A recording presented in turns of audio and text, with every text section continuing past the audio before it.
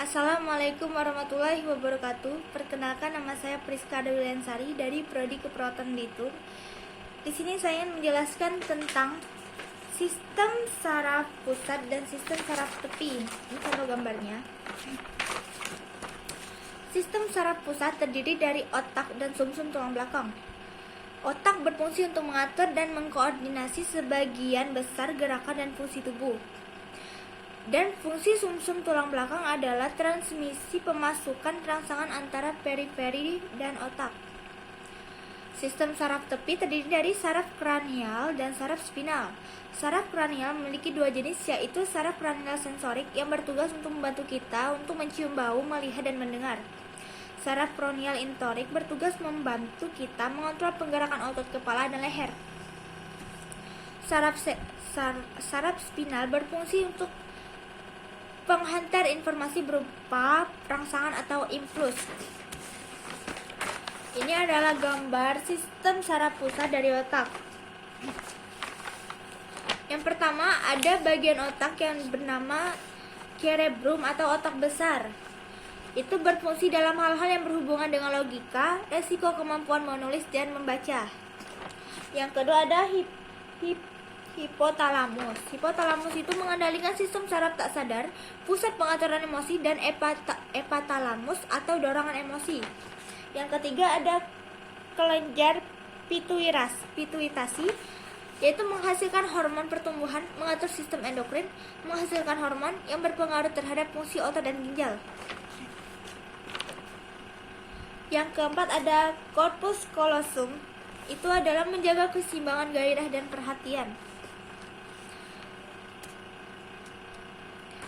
Yang kelima ada talamus. Talamus itu untuk mengantarkan sinyal sensorik dan motorik yang berkaitan dengan kesadaran.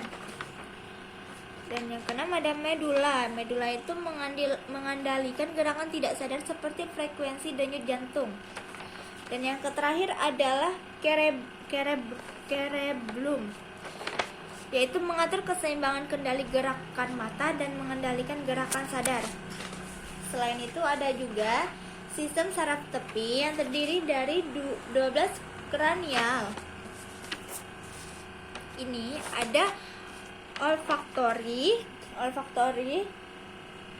troklear, trigeminal, fasial, vagus, hipogiosal, opik, oculomotor, abducens, vestibuloclear, glossopharyngeal, dan cranial accessory. Itu saraf ini memonitor asupan bauan yang dibawa udara ke dalam sistem pernapasan manusia yang sangat menentukan rasa, aroma, dan palatabilitas dari makanan dan minuman. Memiliki peran dan mengirimkan informasi penglihatan dari retina ke mata. Berfungsi memberi pasokan saraf ke otot-otot sekitar mata, termasuk otot kelopak mata bagian atas, otot ekstraokular, dan otot-otot pupil. Saraf yang mengendalikan otot oblik superior mata, yaitu salah satu otot yang menggerakkan mata dan merupakan otot di luar bola mata atau otot ekstraokular. Saraf yang berperan dalam mengendalikan sensasi pada bagian area kepala dan wajah dan mengontrol otot-otot rahang yang digunakan untuk mengunyah. Mengoperasikan otot rectus lateral, yaitu otot yang menarik mata ke arah sisi kepala. Saraf yang berfungsi untuk mengontrol ekspresi wajah, lidah, dan informasi dari telinga. Saraf ini bertanggung jawab atas indera pendengaran, keseimbangan, dan posisi tubuh.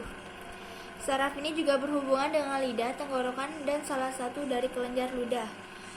Berfungsi memasuk serat saraf ke faring laring atau pita suara, trakea, kerongkongan, paru-paru, jantung, usus halus, dan usus besar. Memiliki peran dalam mengontrol otot yang digunakan untuk gerakan kepala. Pada saraf ini mempengaruhi otot-otot di lidah. Di sini juga ada sistem saraf tepi yang terdiri dari 31 serabut saraf sumsum tulang belakang.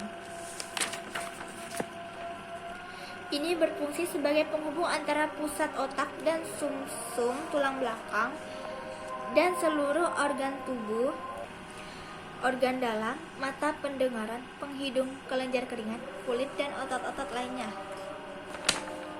Bagian ini terdiri dari brainstem,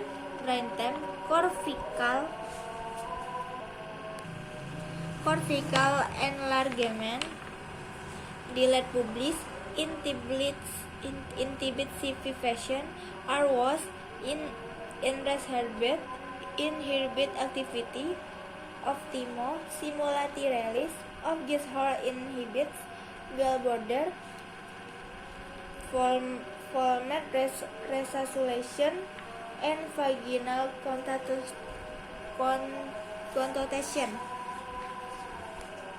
Dan ini adalah sistem saraf tepi. Ini gambar tulang belakang. Ini ada saraf-saraf. Ini ada saraf-saraf tengkuk yang terdiri dari penyokong leher dan kepala. Membentuk struktur leher, terlibat dalam pergerakan kepala dan leher, menjaga stabilitas dan pergerakan kepala, pelindung bagi saraf dan pembuluh darah. Dan ini ada saraf-saraf spinal panggul. Itu saraf yang mengatur pengosongan kantung kemih, mengontrol pembukaan dan penutupan sphincter utera internal, mempengaruhi motilitas dari rektur serta fungsi seksual seperti ereksi. Dan yang terakhir adalah saraf-saraf spinal selangkang, yaitu mencegah dislokasi bahu, menyokong lengan, menghantar tekanan dan berat dari lengan, melindungi saraf dan pembuluh, tempat melekatnya otot bahu, dada dan lengan, penyambung kerangka bagian otot dan bahu. Mungkin hanya itu saja yang bisa saya jelaskan. Jika ada kesalahan kata, saya mohon maaf. Wabillahi taufiq wal hidayah. Wassalamualaikum warahmatullahi wabarakatuh.